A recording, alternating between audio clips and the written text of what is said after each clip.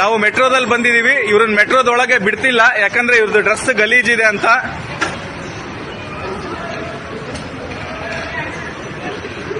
ಬ್ಯಾಗಲ್ಲಿ ಏನಿಲ್ಲ, ಬ್ಯಾಗಲ್ಲಿ ಬಟ್ಟೆಗಳಿದಾವೆ.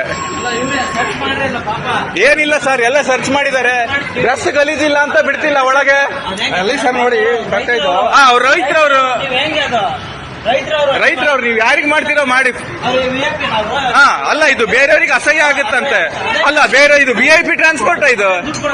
ಅವ್ರ ಟಿಕೆಟ್ ಇದೆ, ಎಲ್ಲ ಇದೆ ಅವ್ರದ್ದು. ಅವ್ರನ್ನ ಯಾಕೆ ಒಳಗ್ ಬಿಡಲ್ಲ?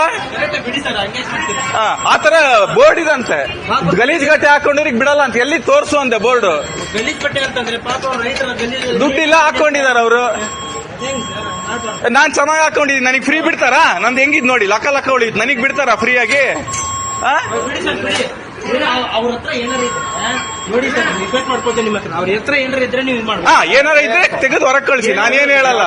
ವಾರ್ನಿಂಗ್ ಮಾಡಿದ್ದಾರೆ ಸರ್.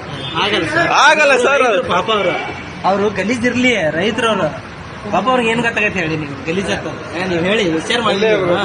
ಹಳ್ಳಿಯವರು ಅವರು